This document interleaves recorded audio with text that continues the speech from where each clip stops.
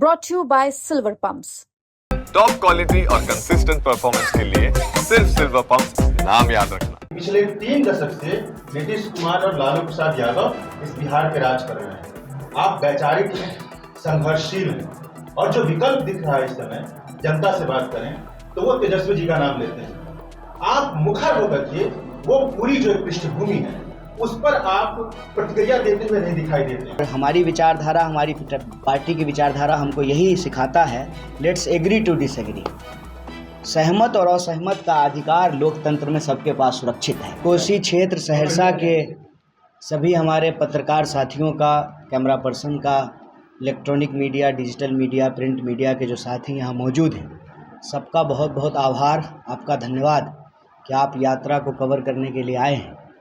दूसरा, ये बड़ी महान धरती है, मंडन मिश्र जी का ताल्लुक़ है इस इलाके से और कहते हैं कि शास्त्रार्थ में मंडन मिश्र जी ने शंकराचार्य को भी परास्त कर दिया था। प्रश्न यही है कि इतनी गौरवशाली परंपरा और इतिहास होने के बावजूद हमारा वर्तमान इतना विकट क्यों है। और जो भी प्रभावित लोग हैं, चाहे किसान हो, मजदूर हो, नौजवान हो, विद्यार्थी हो, महिला हो, दुकानदार हो, पत्रकार हो, किसी भी पेशे से जुड़े हुए बिहार के जो निवासी हैं, अगर वो किसी तरह के अत्याचार या अन्याय से जूझ रहे हैं, हमारी कोशिश है कि ये यात्रा उनकी आवाज़ बने, संघर्ष का एक मंच बने। और 11वें दिन का अनुभव ये है कि इसको शुरू ज़रूर नौजवानों और विद्यार्थियों ने किया है, लेकिन बिहार की भावना धीरे धीरे इस यात्रा से जुड़ रही है। यही नतीजा है कि हम जिस भी ज़िले में जा रहे हैं, स्थानीय लोग अपने मुद्दे को लेकर के इस यात्रा में हमारे साथ पैदल चलते भी हैं, प्रेस कॉन्फ्रेंस के माध्यम से अपने मुद्दे को उठाते भी हैं। और जो लोग चल नहीं पाते हैं, अपने घरों से, अपने झरोखों से, छतों से, दुकानों से यात्रा को अपना आशीर्वाद दे रहे हैं। तो ऐसा प्रतीत होता है 11वें दिन हम जब चंपारण से चलते हुए कोसी क्षेत्र पहुँचे हैं, तो ऐसा लगता है कि यह यात्रा लोगों की आवाज़ बनने में एक हद तक कामयाब हुई है। और हम आपकी जानकारी के लिए बता दें कि आगे आगे इस यात्रा में पलायन के जो पीड़ित लोग हैं और जो पेंडिंग भर्ती है, पेंडिंग भर्ती कहने का मतलब अग्निपथ योजना से पहले सरकार की जो सामान्य सेना भर्ती प्रक्रिया थी, उस प्रक्रिया को अचानक बंद कर दिया गया। लेकिन जो भर्ती निकल चुकी थी उसकी सारी प्रक्रिया पूरी हो गई, उसका फिजिकल हो गया, मेडिकल हो गया, रिजल्ट निकल गया, लेकिन उनको ज्वाइनिंग लेटर नहीं दिया गया। वो चलते हैं। और भी जो प्रभावित लोग हैं, चाहे पलायन से हों या शिक्षा से जुड़े हुए बहुत सारे सवाल हमारी यात्रा के माध्यम से लोग उठा रहे हैं। जैसे वित्त रहित शिक्षकों का सवाल उठाया, बीएड कॉलेज में पढ़ाने वाले जो टीचर हैं वो आकर के मिले, लाइब्रेरी साइंस पढ़ने वाले जो विद्यार्थी हैं, 2008 से बहाली नहीं हुई है, वो लोग आकर के मिले। तो अलग अलग जगह पे अलग अलग लोगों ने अपनी बात रखी, पेंडिंग भर्ती की बात, मिल मज़दूरों की बात, ऑटो चालक संघ की बात। और आज उसी कड़ी में 2 साथी हमारे बीच मौजूद हैं, एक बुजुर्ग अनुभवी साथी हैं और दूसरे नौजवान साथी हैं। कोसी विकास प्राधिकरण की जो हालत है और उसकी जो बुनियादी समस्याएं हैं उसके बारे में उन्होंने रखा। हमारे वरिष्ठ नेता सदा जी ने आपको बताया कि कोसी के बालू खनन पर भी सरकार ने रोक लगा दी है और जो टैक्स की छूट मिला करती थी इस इलाके के किसानों को, यहाँ के व्यापारियों को और निवासियों को, उसका कोई लाभ अब सरकार को नहीं मिल पाता है। जबकि नौजवान साथी ने आपको बताया कि बाढ़ की समस्या भी उसी तरह की है। बाढ़ जब आती है तो लोग प्रताड़ित होते हैं, परेशान होते हैं। और दूसरा, बाढ़ क्षेत्र होने के चलते, डूब क्षेत्र होने के चलते इंफ्रास्ट्रक्चर की, आधारभूत संरचना की भारी कमी है, खास करके शिक्षा के क्षेत्र में। तो स्वाभाविक रूप से जब शिक्षा नहीं होगी, रोजगार नहीं होगा, सामाजिक सुरक्षा नहीं होगी, तो लोगों को अपना घर बार छोड़ करके दूसरी जगह पलायन करना पड़ेगा। और आप बिहार के किसी भी इलाके में जाएं, चाहे आप दरभंगा, मधुबनी जाएं या आज हम लोग जो है सहरसा में चल रहे हैं, ये वो एरिया है जहाँ से बड़े पैमाने पर पलायन होता है। सीतामढ़ी, दरभंगा, मधुबनी, सहरसा, सुपौल, मधेपुरा, इन इलाकों से बड़े पैमाने में पलायन होता है। और ये पलायन जो है वो इच्छा से नहीं होती, मजबूरी में होती है। और कल रात जो है हमारी यात्रा जब प्रवेश कर रही थी सहरसा डिस्ट्रिक्ट की सीमा में, तो हम लोग जो है महिषी में रुके। आज सुबह जो है मंदिर गए थे और कल जो है वो जो बाबा कुटीर है वहाँ पर थे, बनगांव में जो है भगवती स्थान में हमारी एक सभा हुई, तो वहाँ के लोगों ने भी कहा कि ये इलाके का एक बहुत ही विकसित गांव है, लेकिन स्थिति ये है कि घरों में आपको कोई नौजवान इंसान नहीं मिलेगा, या तो बूढ़े हैं या बच्चे हैं।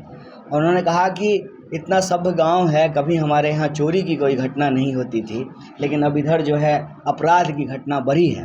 तो प्रश्न ये है कि सरकार जो दावा करती है कि सुशासन है, सब कुछ ठीक हो गया है, लेकिन आंकड़ा तो कुछ और कह रहा है। आंकड़ा तो कह रहा है कि अपराध बढ़ रहा है, महिलाओं के खिलाफ अपराध बढ़ रहे हैं। यहाँ मतलब जाके पैर न फटे बिबाई वो का जाने पीड़ पड़ाई, जो पीड़ित लोग हैं वो आकर के अपनी बात रख रहे हैं। जैसे मखाना के किसानों ने जो है ये बात कही कि नाम हो गया है दुनिया भर में, क्योंकि 90% से ज़्यादा मखान जो है वो इसी इलाके में उगता है पूरी दुनिया का। लेकिन किसान को क्या मिल रहा है? सुपर फूड बन गया है, तो सारा मुनाफा जो है वो तो बिचौलियों को मिल रहा है।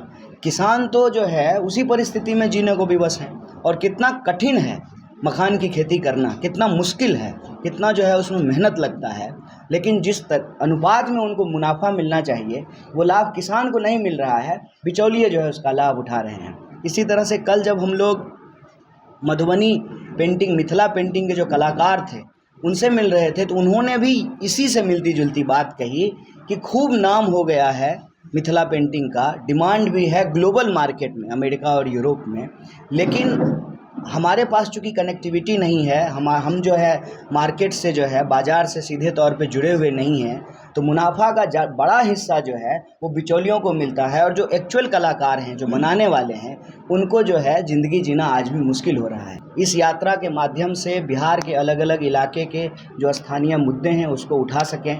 जैसे हमारी यात्रा जब आ रही थी जिला कांग्रेस कमेटी, तो रोड पे ही जो है फाटक पड़ा, रेलवे फाटक, तो हमने कहा कि एकदम ज़िले के जो है मुख्य मतलब बीचों बीच ये फाटक है, स्वाभाविक रूप से जो है यहाँ भयंकर जाम लगता होगा।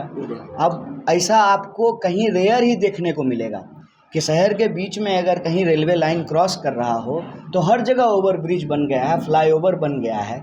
हम देखें कि सहरसा में जो है अभी तक फ्लाईओवर नहीं बना है, तो फिर हमने पूछा तो लोगों ने कहा कि घंटों जाम लगता है, बहुत भयानक जाम की समस्या है।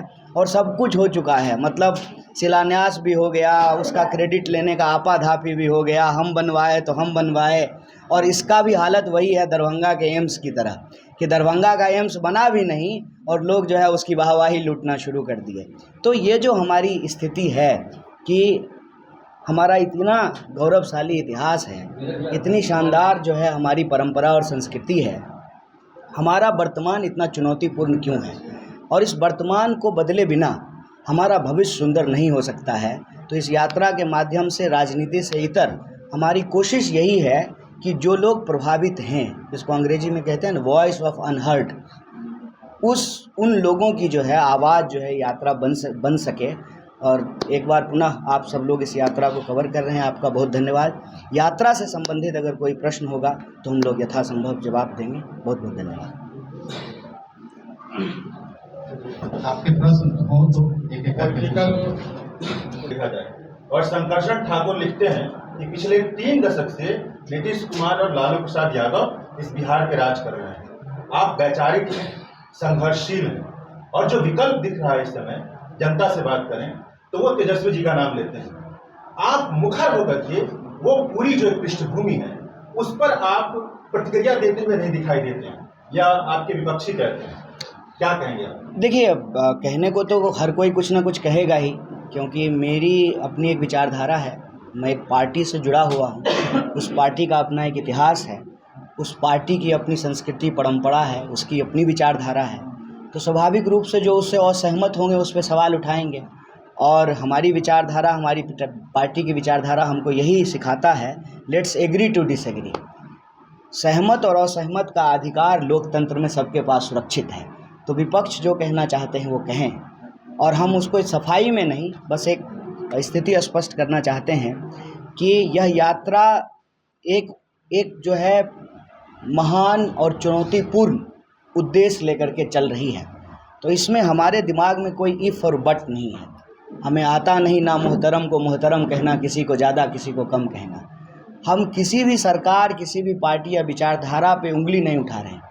हम सिर्फ ये सवाल पूछ रहे हैं कि हर विचारधारा, हर पार्टी, हर जाति, हर धर्म, हर क्षेत्र का लोग यह स्वीकार कर रहा है कि बिहार में पलायन एक बहुत बड़ी समस्या है। अगर हर कोई स्वीकार कर रहा है तो फिर इस पर सामूहिक प्रयास क्यों नहीं हो रहा है? राजनीति और चुनाव से इस यात्रा का इतना ही संबंध है कि अभी जो हमने शुरुआत की है ये यहाँ रुकने वाली है नहीं। कल को हम भी चुनाव लड़ेंगे। हम भी चुनाव लड़ने का मतलब हमारी पार्टी चुनाव लड़ेगी। हम एनजीओ तो नहीं है ना, चुनाव तो लड़ेंगे। तो हमारी पार्टी भी मजबूर हो, समझिए इस बात को, कि घोषणा पत्र में, चुनावी एजेंडे में इस सवाल को सबसे प्रमुखता से रखा जाए।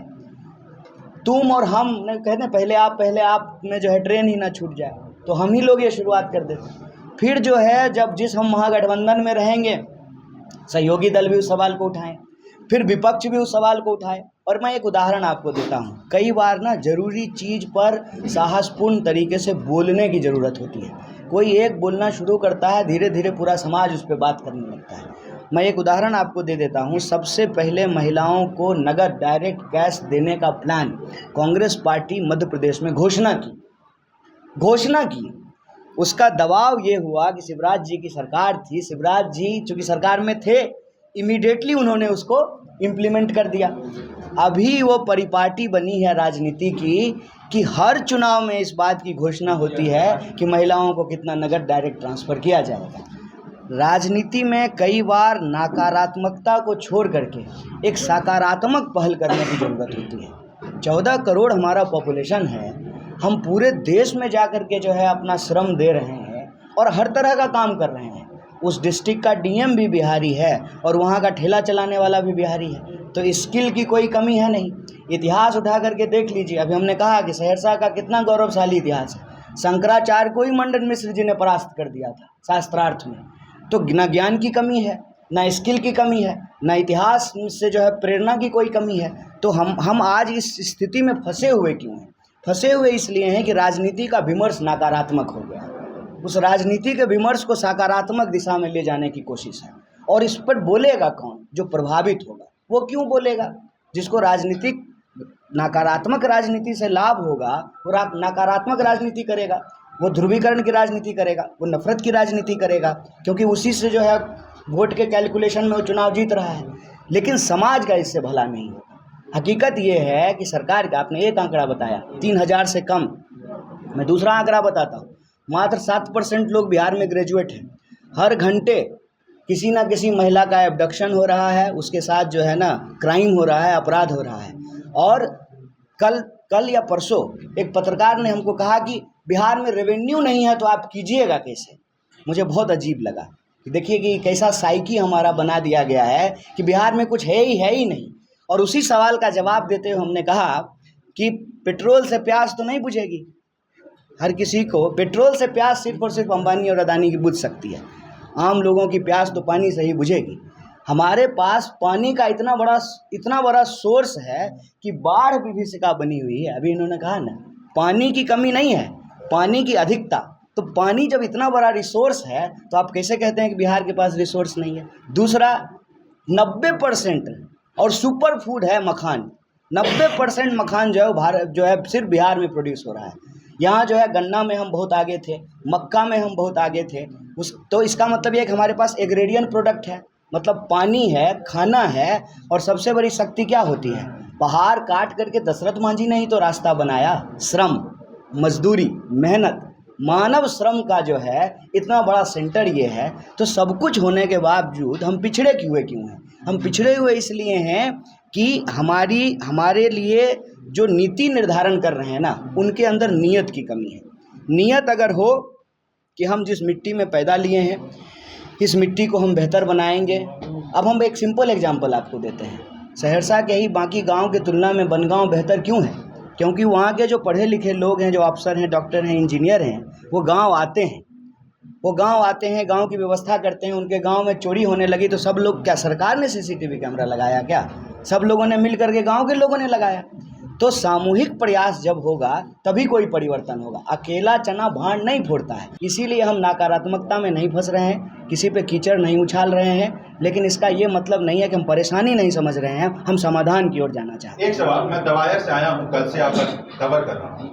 मैंने एक चीज़ देखा कि आप रात में, अगर मैं कार्यकर्ताओं की तरह सोचूं, नहीं, ये बात मैं स्वीकार करता हूँ कि महिलाओं का पार्टिसिपेशन संख्या के आधार पे जितनी होनी चाहिए, आधी आबादी हैं वो, लेकिन आधी आबादी के तौर पे जो है वो हमारे साथ पदयात्रा में नहीं चलती हैं।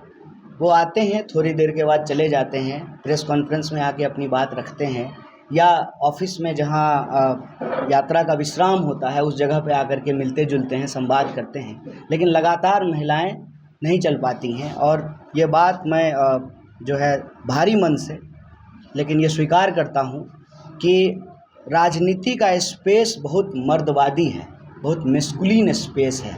धक्का धुक्की, फ़ोटो खिंचाना, चेहरा दिखाना, तो उसमें महिलाएं जो हैं अपने आप को थोड़ा पीछे कर लेती हैं।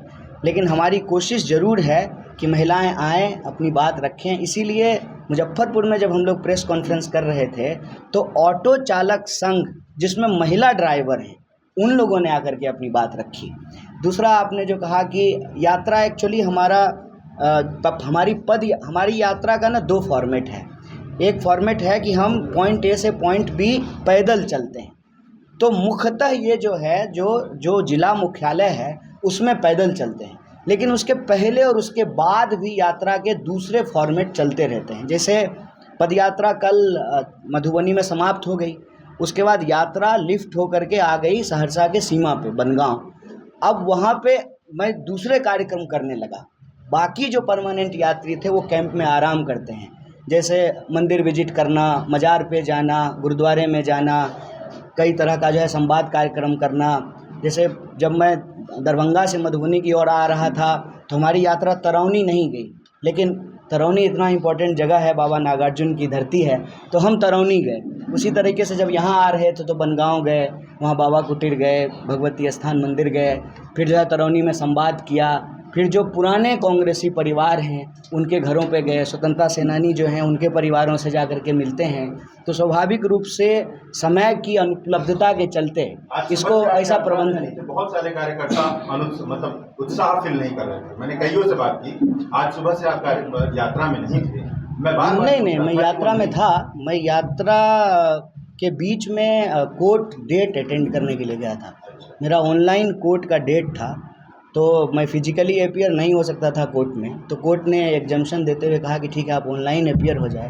तो उस पीरियड में मैं कोर्ट डेट अटेंड कर रहा था। मैं यात्रा में लगातार चल रहा हूं, लेकिन मेरा आपसे निवेदन है, अब सभी मीडिया बंधुओं से निवेदन है, ये यात्रा मेरी यात्रा नहीं है।